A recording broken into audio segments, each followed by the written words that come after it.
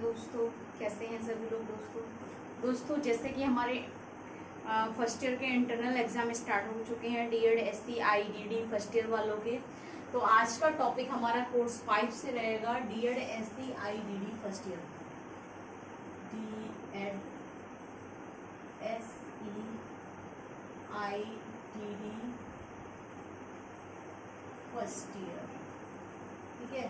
Course 5 है हमारा curriculum development, ठीक है, यानी कि कोर्स नेम जो है हमारा करिकुलम डेवलपमेंट है और कोर्स नंबर हमारा कोर्स 5 है, ठीक है। इसमें टॉपिक रहेगा हमारा यूनिट 1.1 से और 1.2 से, दोनों को कवर करेंगे हम, ठीक है, क्योंकि एग्जाम से रिलेटेड जो जो टॉपिक हमारे मोस्ट इंपोर्टेंट रहेंगे एग्जाम के लिए, उन टॉपिक्स को जल्दी क्लियर करते हैं, ठीक है। तो दोस्तों देखिए, आज का टॉपिक हमारा करिकुलम डेवलपमेंट से रहेगा। करिकुलम यानी कि पाठ्यक्रम। पाठ्यक्रम क्या है, इसकी परिभाषा के बारे में जानेंगे, इसके अर्थ अवधारणा के बारे में जानेंगे, उद्देश्यों के बारे में जानेंगे और इसके सिद्धांतों के बारे में जानेंगे, ठीक है। देखिए दोस्तों, करिकुलम सभी ने सुना होगा, करिकुलम यानी कि पाठ्यक्रम। पाठ्यक्रम को अगर हम इसके शब्द के अर्थ पर जाएं तो पाठ्य को क्रम से क्रमबद्ध रूप से रखने वाला, करने वाला, क्रियान्वयन करने वाला, मार्गदर्शन करने वाला, ठीक है, लक्ष्य को प्राप्ति की ओर ले जाने वाला पाठ्यक्रम होता है, ठीक है। अब इसका अगर हम बात करें अर्थ क्या है करिकुलम, देखिए पाठ्यक्रम करिकुलम शब्द की उत्पत्ति लैटिन भाषा शब्द के करस शब्द से हुई है। किस शब्द से हुई है? करस शब्द से हुई है। एक नंबर में आपको पूछ सकता है कि करिकुलम शब्द की उत्पत्ति किससे हुई है, तो लैटिन भाषा के करस शब्द से हुई है, जिसका अर्थ है दौड़ का मैदान। यानी कि करस शब्द का जो अर्थ है वो है, उसका अर्थ है दौड़ का मैदान। शिक्षा के अंतर्गत इसका अर्थ है छात्रों का कार्यक्षेत्र। यानी कि वैसे करस शब्द का अर्थ दौड़ का मैदान है, अगर शिक्षा के अंतर्गत इस शब्द का अर्थ निकालते हैं तो वो अर्थ है छात्रों का कार्यक्षेत्र, ठीक है, अथवा छात्रों का दौड़ का मैदान। ठीक, यहाँ पर दो शब्दों दौड़ तथा मैदान प्रयुक्त किए गए हैं। जैसे कि अभी हमने पढ़ा कि पाठ्यक्रम शब्द की उत्पत्ति या करिकुलम शब्द की उत्पत्ति लैटिन भाषा के करस शब्द से हुई है, जिसका अर्थ है दौड़ का मैदान। शिक्षा के अंतर्गत इस शब्द का अर्थ आया छात्रों का कार्यक्षेत्र अथवा छात्रों का दौड़ का मैदान, ठीक है। यहाँ पर दो शब्द अभी हमने पढ़े, दौड़ तथा मैदान। एक दौड़ पढ़ा और दूसरा मैदान, ठीक है, प्रयुक्त किए गए हैं। मैदान का अर्थ है पाठ्यक्रम से, यानी कि जो मैदान शब्द है, दौड़ का मैदान शब्द जो है, तो इसमें दौड़ तथा मैदान दो शब्दों का उपयुक्त हुआ है। तो मैदान का जो अर्थ हो गया पाठ्यक्रम से है और दौड़ का अर्थ है आपका छात्रों द्वारा अनुभव एवं उनकी क्रियाओं का संपादन करना, ठीक है, जिसमें छात्र अनुभव तथा क्रियाओं करके अपना विकास करता है। तो इसीलिए पाठ्यक्रम को दौड़ का मैदान कहा गया है। यानी कि मैदान जो यानी कि पाठ्यक्रम है, पाठ्यक्रम के अनुसार बच्चा जिन क्रियाओं को करता है, निष्पादन करता है, जिन क्रियाओं को सीखता है, अनुभव हुई क्रियाएं करता है, वह किसके अंतर्गत करता है? पाठ्यक्रम के अंतर्गत। इसलिए पाठ्यक्रम को दौड़ का मैदान कहा गया है, ठीक है। और इस प्रकार छात्र मैदान में दौड़ करके अपने लक्ष्यों तक पहुंचने में सफलता प्राप्त करता है। शिक्षक की दृष्टि से पाठ्यक्रम एक दिशा साधन है। यानी कि शिक्षक की दृष्टि से देखा जाए तो पाठ्यक्रम क्या है? एक दिशा साधन है। यानी कि किसी कार्य को दिशा प्रदान करना, किसी कार्य को दिशा देना, या हम कह सकते हैं गाइड करना या निर्देश देना, ठीक है। और एक ऐसा साधन है जो शिक्षक के कार्य को, शिक्षक दृष्टि से शिक्षक के कार्य को और छात्र को शिक्षा प्रदान करने के लिए दिशा निर्देश प्रदान करता है, ठीक है। फिर कह रहे हैं जिसका अनुसरण करके शिक्षा के लक्ष्यों को प्राप्त करने का प्रयास करता है। यानी कि इसका पाठ्यक्रम का अनुसरण करके क्या है? शिक्षा के जो लक्ष्य हैं उन लक्ष्यों को प्राप्त करने के प्रयास करता है। पाठ्यक्रम के व्यवस्थित रूप को पाठ्यक्रम की संज्ञा देते हैं, यानी कि पाठ्यक्रम का जो एक व्यवस्थित रूप है उसको पाठ्यक्रम की संज्ञा देते हैं, क्योंकि पाठ्यक्रम के अंदर बहुत सारी चीजें सम्मिलित है। पाठ्यक्रम के अंदर विषय सम्मिलित है, विषय वस्तु सम्मिलित है, पाठ्यक्रम के सिद्धांत सम्मिलित है, शिक्षक सम्मिलित है, शिक्षक की क्रियाएं, छात्र की क्रियाएं, सामग्री हो गई, योजनाएं हो गई, ठीक है, बहुत सारी चीजें ऐसी चीजें हो गई जो पाठ्यक्रम के अंतर्गत आती हैं। छात्र हो गया, छात्र की अधिगम शैलियां हो गई, छात्र की अभिरुचि हो गई, रुचि हो गई, आवश्यकता हो गई, क्षमता हो गई, जो एक व्यवस्थित नियोजन कार्यक्रम या हम कह सकते हैं व्यवस्थित नियोजन शैक्षणिक कार्यक्रम है, ठीक है। फिर कह रहे हैं संज्ञा देते हैं जो छात्रों की आवश्यकता की पूर्ति के लिए तैयार किया जाता है। अतः पाठ्यक्रम वह साधन है जिसके द्वारा शिक्षक जीवन के लक्ष्यों की प्राप्ति होती है, यानी कि शिक्षा व जीवन के लक्ष्यों की प्राप्ति होती है। पाठ्यक्रम को एक ऐसा साधन कहा गया है जिसमें क्या है, शिक्षा व जीवन के लक्ष्यों की प्राप्ति होती है, यानी कि पाठ्यक्रम के माध्यम से हम शिक्षा को प्राप्त करते हैं और अपने जीवन के लक्ष्यों को पूरा करते हैं और लक्ष्यों तक पहुंचते हैं और लक्ष्यों की प्राप्ति करते हैं, ठीक है।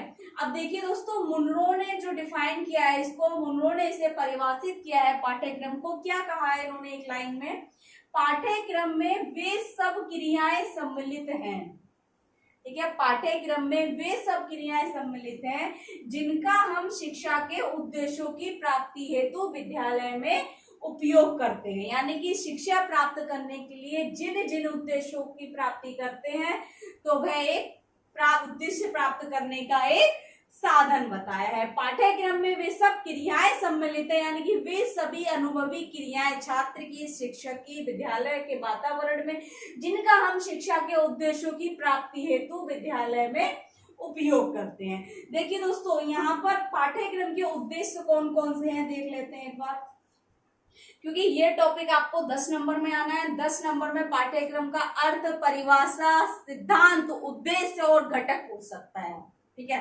अब इसमें 2-2 नंबर में आपसे क्या क्या आ सकता है वो मैं आपको बताऊंगी। जैसे कि अभी एक मैंने लैटिन भाषा की मतलब पाठ्यक्रम शब्द की उत्पत्ति किस शब्द से हुई है तो आपको पता होना चाहिए। करिकुलम शब्द जो है लैटिन भाषा के करस शब्द से लिया गया है, ठीक है। अब दूसरा आ जाएगा, इसमें घटक कौन कौन से अभी आपको आगे बताए जाएंगे। पहले उद्देश्य देख लेते हैं, पाठ्यक्रम के क्या क्या उद्देश्य है। तो दोस्तों देखिए, पाठ्यक्रम के निम्नलिखित उद्देश्य दिए गए हैं, कौन कौन से हैं। सबसे पहला कह रहे हैं शिक्षा के उद्देश्यों की प्राप्ति करना, यानी कि पाठ्यक्रम का जो प्रमुख उद्देश्य है, पहला उद्देश्य क्या है, जो छात्र शिक्षा ग्रहण कर रहा है यानी कि जो शिक्षक प्रशिक्षण दे रहा है तो उस लक्ष्य को प्राप्त करना, यानी कि शिक्षा के उद्देश्यों को प्राप्त करना ही पाठ्यक्रम का उद्देश्य है। दूसरा है ज्ञान की प्राप्ति करना, यानी कि शिक्षा को ग्रहण करने के परिणाम स्वरूप ज्ञान की प्राप्त करना। ज्ञान मतलब जानकारी प्राप्त करना, अनुभव करना, परिवर्तन करना। तो पाठ्यक्रम का ये एक उद्देश्य है, ज्ञान की प्राप्ति करना। तीसरा कह रहे हैं नागरिकता का विकास करना, यानी कि अच्छे नागरिकता का विकास करना ताकि समाज कल्याण हो, राष्ट्र निर्माण हो। तो इसलिए पाठ्यक्रम का एक उद्देश्य है कि नागरिकता का विकास करना। नेक्स्ट कह रहे हैं चरित्र का विकास करना, यानी कि एक चारित्रिक व्यक्ति के व्यक्तित्व का विकास करना, ठीक है, यानी कि किसी बालक के चरित्र का विकास करना ताकि वह एक नैतिक व्यक्ति बन सके, सामाजिक व्यक्ति बन सके। नेक्स्ट कह रहे हैं व्यक्तित्व का विकास करना, यानी कि किसी छात्र के व्यक्ति का, उसकी पर्सनैलिटी का विकास करना। कह रहे हैं खोज एवं आविष्कार का विकास करना है। पाठ्यक्रम का उद्देश्य है खोज करना। जब बच्चा खोज करेगा उसके अंदर क्यूरियोसिटी बढ़ेगी, सीखेगा, अनुभव करेगा तो कहीं ना कहीं उसके व्यवहार में परिवर्तन होगा। तो खोज एवं आविष्कार का विकास करना पाठ्यक्रम का उद्देश्य है। अब बात आती है पाठ्यक्रम के घटक। देखिए 2 नंबर में आपको क्वेश्चन पूछ सकता है, पाठ्यक्रम का कौन कौन से घटक हैं, और एक पूछेगा पाठ्यक्रम का केंद्र बिंदु कौन होता है। देखिए दोस्तों, ये क्वेश्चन आ चुके हैं 2-2 नंबर में, ठीक है, लास्ट ईयर मैंने कराए भी हैं। पाठ्यक्रम के प्रमुख घटक कौन कौन से हैं, तो प्रमुख घटक 3 हैं। कौन कौन से? शिक्षक, शिक्षार्थी, पाठ्यक्रम, ठीक है, शिक्षक, शिक्षार्थी और पाठ्यक्रम। अब एक क्वेश्चन आपको आ जाएगा देखने में कि पाठ्यक्रम का केंद्र बिंदु कौन है, या पाठ्यक्रम का केंद्र बिंदु कौन होना चाहिए, या पाठ्यक्रम किस पर केंद्रित होना चाहिए। तो पाठ्यक्रम हमारा शिक्षार्थी केंद्रित होना चाहिए, पाठ्यक्रम का केंद्र बिंदु शिक्षार्थी होना चाहिए। तो पाठ्यक्रम का केंद्र बिंदु कौन है, छात्र है, ठीक है। और पाठ्यक्रम किस पर केंद्रित होना चाहिए, छात्र पर होना चाहिए, ठीक है। अब आया पाठ्यक्रम के सिद्धांत। पाठ्यक्रम के सिद्धांत कौन कौन से, यानी कि पाठ्यक्रम विकास के सिद्धांत, प्रिंसिपल्स ऑफ करिकुलम डेवलपमेंट, ठीक है। इसके निम्नलिखित सिद्धांत दिए गए हैं। ये क्वेश्चन, ये टॉपिक इसलिए आपको पूरा इसलिए कराया जा रहा है आज, वरना अलग अलग भी करा सकते थे, क्योंकि 10 नंबर के लिए मोस्ट इंपोर्टेंट रहेगा। जैसे जैसे मैंने आपको समझाया है, इसकी अवधारणा या आपको इंट्रो जो दिया है, मीनिंग जो आपको बताया, इसको आप करेंगे, फिर परिभाषा देंगे, हर उद्देश्य को थोड़ा थोड़ा डिटेल में आप करेंगे, ठीक है। उसके घटक के बारे में बताएंगे और उसके बाद सिद्धांतों का भी आप एक्सप्लेनेशन देंगे, ठीक है। तो दोस्तों, पाठ्यक्रम के कौन कौन से सिद्धांत है। सबसे पहले कह रहे हैं पाठ्यक्रम छात्रों के उम्र और स्तर के अनुसार होना चाहिए, यानी कि पाठ्यक्रम ऐसा होना चाहिए, या हम कह सकते हैं पाठ्यक्रम छात्रों के अनुसार होना चाहिए, जिसमें उम्र और स्तर का ध्यान रखना है। यानी कि ऐसा पाठ्यक्रम ना हो जो बच्चे के लेवल के लिए बहुत हाई जा रहा हो, उसके एज के अकॉर्डिंग और उसके लेवल के अकॉर्डिंग। तो बच्चे के अनुसार होना चाहिए, उम्र और स्तर के अनुसार होना चाहिए। दूसरा कह रहे हैं पाठ्यक्रम छात्रों की क्षमता और आवश्यकता के अनुसार। देखिए दोस्तों, पाठ्यक्रम या क्षमता और आवश्यकता का इसलिए कहा गया है, कहीं ना कहीं ऐसा ना हो कि जो हमारे पाठ्यक्रम जो है, उस जो छात्र को जिस छात्र के लिए पाठ्यक्रम तैयार किया गया है, उस छात्र की आवश्यकता कोई और हो और पाठ्यक्रम में कुछ और ही आपने नियोजित कर रखा है उसमें, ठीक है। और उसकी क्षमता जो है, उस क्षमता के अनुसार हमें अनुकूलित करना पड़ेगा। अगर यहाँ पर हम बात करें विशेष आवश्यकता वाले बच्चों की, तो उन सभी छात्रों की क्षमता, आवश्यकता और स्तर, ठीक है ना, और उनकी योग्यताओं के अनुसार हमें पाठ्यक्रम तैयार करना होगा, ठीक है। तो इसलिए कह रहे हैं पाठ्यक्रम छात्रों की क्षमता और उनकी आवश्यकता अनुसार होना चाहिए, या आवश्यकताओं को ध्यान में रखकर तैयार करना चाहिए। नेक्स्ट कह रहे हैं पाठ्यक्रम को पर्यावरण के अनुसार होना चाहिए। पर्यावरण यानी कि पाठ्यक्रम ऐसा ना हो कि बिल्कुल डिफरेंट हो, जिसमें बच्चा कुछ जानता ही ना हो। यानी कि बच्चे का जो वातावरण है, चाहे वो विद्यालय का वातावरण हो गया, उसके परिवार का, घर का, समाज का, समुदाय का, तो क्या है, समाज, परिवार और समुदाय से संबंधित क्या होना चाहिए, परिचित वातावरण के अनुसार होना चाहिए। तो क्योंकि ताकि बच्चा क्या है, जिन क्रियाओं को वह सीख रहा है और वास्तविक रूप से उसको समझ सके, इसलिए पाठ्यक्रम पर्यावरण के अनुसार होना चाहिए। पाठ्यक्रम व्यापक और विस्तृत होना चाहिए, ऐसा ना हो पाठ्यक्रम सीमित हो। इसलिए कह रहे हैं पाठ्यक्रम का जो क्षेत्र है वो फैला हुआ होना चाहिए। यानी कि केवल ऐसा ना हो कि पाठ्यक्रम में केवल हम किताबी ज्ञान बच्चे को पढ़ा रहे हैं, उसे वास्तविक दुनिया के बारे में भी पता होना चाहिए, ठीक है। शैक्षणिक पक्षों के बारे में भी पता होना चाहिए। तो शैक्षिक तो होना चाहिए, शैक्षणिक भी होना चाहिए, करिकुलर को करिकुलर दोनों होने चाहिए उसमें, ठीक है ना, दोनों प्रकार की क्रियाएं होना चाहिए। और कह रहे हैं विस्तृत, यानी कि फैला हुआ होना चाहिए, बड़ा होना चाहिए। तो पाठ्यक्रम ऐसा होना चाहिए जो विस्तृत हो और व्यापक हो। नेक्स्ट कह रहे हैं पाठ्यक्रम लक्ष्य निर्धारित होना चाहिए, यानी कि ऐसा पाठ्यक्रम ना हो जो बच्चा आप सिखा रहे हैं उसका कोई लक्ष्य ना हो, उसका कोई उद्देश्य ना हो। तो पाठ्यक्रम हम ऐसा होना चाहिए जो लक्ष्य की ओर ले जाए और लक्ष्य प्राप्ति करा सके। इसलिए पाठ्यक्रम उद्देश्य अनुसार या उद्देश्य पूर्ण या लक्ष्य निर्धारित होना चाहिए। पाठ्यक्रम लचीला होना चाहिए, यानी कि पाठ्यक्रम में हमारे जो करिकुलम है, करिकुलम जो है फ्लेक्सिबिलिटी होना चाहिए। पाठ्यक्रम इतना लचीला होना चाहिए ताकि छात्र को किसी भी प्रकार का कोई भी कार्य सीखने में उसको परेशानी ना हो। पाठ्यक्रम ऐसा हो जो छात्र को सीखने के अवसर प्रदान करता हो, यानी कि पाठ्यक्रम ऐसा होना चाहिए जिसमें छात्र क्या है, खुद अपनी अनुभवी क्रियाओं से सीख सके। ऐसा ना हो किताबी ज्ञान पर बेस्ड हो, केवल शिक्षक ही उसको पढ़ रहा हो या अन्य लोगों के लिए काम आ रहा हो। तो इसलिए ऐसा होना चाहिए जिसमें छात्र अनुभव की क्रियाएं करता हो, खुद अनुभव करता हो और सीखने के अवसर प्रदान कर सके।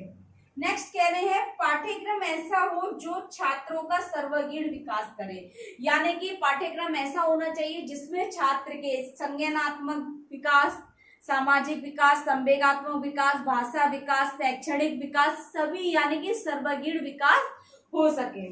नेक्स्ट कह रहे हैं पाठ्यक्रम नवीनता की खोज पर आधारित होना चाहिए, यानी कि पाठ्यक्रम ऐसा हो जिसमें छात्र क्या हो, नई नई चीजें खोजें, नई नई चीजें करें, नई नई जानकारी प्राप्त करें, इसलिए पाठ्यक्रम खोज पर आधारित होना चाहिए। पाठ्यक्रम से संबंध पर आधारित होना चाहिए। से संबंध का मतलब हो गया दोस्तों यहाँ पर विषय से, किससे हो गया, विषयों से, यानी कि कैसा होना चाहिए, से संबंध। जैसे कि अगर गणित की कक्षा चल रही है तो उसमें क्या हो, अंग्रेजी का कुछ आ जाए या हिंदी भाषा का कुछ आ जाए तो से संबंधित होना चाहिए। बच्चे के वातावरण से, अन्य विषयों से एकीकृत होना चाहिए, से संबंधित होना चाहिए। ठीक है, नेक्स्ट कह रहे हैं पाठ्यक्रम ऐसा हो जो छात्र के भविष्य में मददगार साबित हो, यानी कि ऐसा पाठ्यक्रम होना चाहिए जो छात्र के भविष्य में भी लाभदायक हो, लाभकारी हो और मददगार हो, जिसके अनुसार छात्र अपने भविष्य में किसी भी कार्य का निर्धारण कर सके दोस्तों। ठीक है, तो ये हमारे पाठ्यक्रम के सिद्धांत थे। अब ये आपको करना है 250 शब्दों में 10 नंबर के लिए, आपका मोस्ट इंपोर्टेंट टॉपिक है। इंटरनल एग्जाम आपके सभी लोगों की स्टार्ट हो चुके हैं लमसम, क्योंकि मैं सुबह ही मैसेज देखा था, 2-3 दिन से भी मैसेज आ रहे थे मैम इंटरनल एग्जाम है, कुछ टॉपिक करा दीजिए जो मोस्ट इंपोर्टेंट रहते हैं। अब इसमें से अगर हम बात करें 10 नंबर के लिए हो गया, 5 नंबर में आपको कुछ क्वेश्चन पूछे जा सकते हैं इस पेपर से, वो मैं बहुत जल्दी करा दूंगी, लेकिन 10 नंबर के लिए वेरी वेरी मोस्ट इंपोर्टेंट है। आपको इसमें अर्थ अवधारणा बताना है, परिभाषा बताना है, उद्देश्यों को डिटेल करना है, इसके घटक बताने और इसके सिद्धांत बताने। हर सिद्धांत को 1-2 या 3-3 लाइनों में आपने एक्सप्लेन करना है। बाकी इससे रिलेटेड जो रहते हैं आपके 1 नंबर में, 2 नंबर में पूछने वाले क्वेश्चन, वो बहुत जल्दी मैं आपको क्लास प्रोवाइड कराने वाली हूँ, बहुत जल्दी अपलोड कर दूंगी क्लास कि वेरी शॉर्ट क्वेश्चन किस प्रकार से आपको पूछे जाएंगे। इसके अलावा अगर आपको कुछ समझ नहीं आ रहा है, कुछ डाउट लग रहा है, कुछ पूछना है तो कमेंट बॉक्स में जाके कमेंट करें। ज्यादा से ज्यादा वीडियो लाइक करें, चैनल को सब्सक्राइब करें, बेल आइकन को प्रेस कर दें ताकि नेक्स्ट आने वाली क्लास आप तक पहुंचती रहे दोस्तों। Thank you so much.